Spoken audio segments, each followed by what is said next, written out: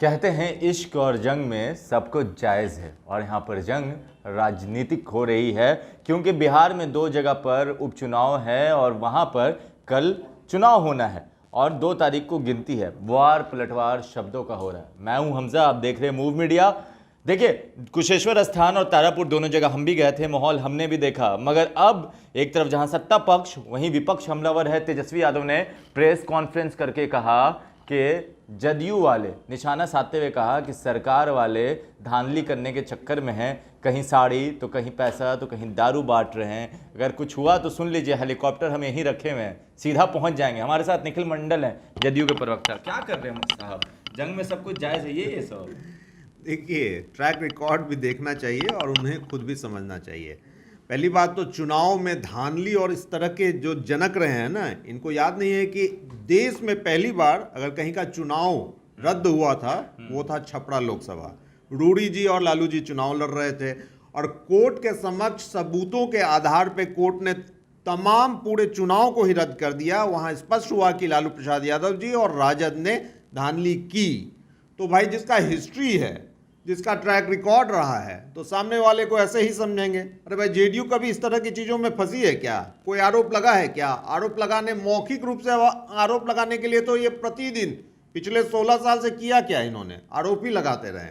अब ये कह रहे हैं हेलीकॉप्टर उतारेंगे। अरे भाई साहब, इसीलिए कभी कभी कह देता हूँ कि पढ़ाई कंप्लीट कर लेते तो बुरा मान जाते हैं। जब कहीं चुनाव हो रहा होता है तो वहाँ कोई बाहरी नहीं जा सकता है, चाहे तेजस्वी यादव हों या लालू प्रसाद यादव हों या कोई हो। ये ज्ञान की बात है। चुनाव जहाँ चल रहा होता है बाहरी नहीं जा सकते हैं, लेकिन ये कह रहे हैं हेलीकॉप्टर उतारेंगे। अब क्या है कि हर चीज़ ये पिताजी का ही रिपीट करना चाहते हैं। इनके पिताजी ने भी एक बार मुजफ्फरपुर में हाईवे पे ही बिना परमिशन का हेलीकॉप्टर उतार दिया था, केस हो गए। अब कुल मिला के क्या है कि तेजस्वी जी को केसेस से तो डर लगता नहीं है, जिसपे भाई 50, 60, 70 ना जाने कितने केसेस हैं, चार्जशीटेड हैं, उन पे एक और केस हो जाएगा तो क्या मामला बनता है। लेकिन ये सोचने वाली बात है और जनता इतनी थोड़ी बेवकूफ है। उन्होंने वीडियो भी दिखाया कि किस तरह से छठ के नाम पे साड़ियाँ बांट रहे हैं अभी से आप लोग। अच्छा, हम ये कहें कि उस वीडियो में उनके ही लोग हैं तो वो कैसे स्पष्ट करेंगे? अरे साहब, ऐसे ही वीडियो हम भी जारी कर दें, बहुत से वीडियो हमारे पास भी हैं, पुराने वीडियो भी बहुत सारे हैं, तो उससे क्या होना है? साथ सबूत के साथ। और एक चीज़ समझिए, चुनाव आयोग जब चुनाव घोषित हो जाता है तो उसमें सरकार की कोई भूमिका नहीं होती है। आयोग के तहत तमाम चुनावी प्रक्रिया होती है, पहली बात। उसके अलावा it's not only about RJD. अगर किसी भी दल को कोई भी समस्या है तो चुनाव आयोग के समक्ष तमाम साथ सबूत के साथ वहां बातों को रखें। कल उन्हें कुछ एक पर्टिकुलर समस्या हुई थी, उसके तहत वो गए, आयोग ने फैसला लिया। बिल्कुल फैसला लिया, आज खुश है ना। उसी तरह अगर उनको लगता है और सही में उनके पास साक्ष्य सबूत है तो किसने रोका है उन्हें चुनाव आयोग के पास जाने से? जाए। वो कह रहे हैं जितना भी धांधली कर ले, सीना ठोक के कह रहे हैं कि जीतेंगे हम ही। शाम दाम दंड वेद कितना भी लगा लीजिए आप लोग, दोनों जगह उनकी जीत होगी। 2005 के फरवरी का चुनाव हुआ था ना, तो ये 75 सीट पे आए थे और 2020 के चुनाव पे भी 75 ही हैं। इनका नक्षत्र जो है ना, वो विपक्ष में ही बैठने के लायक है। हर बार ये कहते हैं हम सरकार में आ रहे हैं, ये कर रहे हैं, वो कर रहे हैं। अरे जनता मैंडेट देती है कि तेजस्वी यादव खुद ही मैंडेट ले लेंगे। जनता तमाम आशीर्वाद, आज तक जो 2 चुनाव पे आप बातचीत कर रहे हैं, इस दोनों चुनाव का क्या ट्रैक रिकॉर्ड रहा है? कभी ये लोग जीते हैं क्या?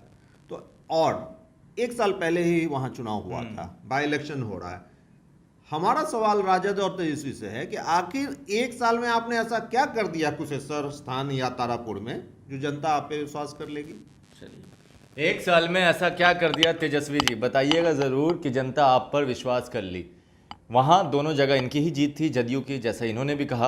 अब 24 घंटे से भी कम का वक्त है जब पोलिंग स्टार्ट हो जाएगी और 2 तारीख को काउंटिंग शुरू हो जाएगी और कहते हैं सब कुछ सामने आ जाएगा।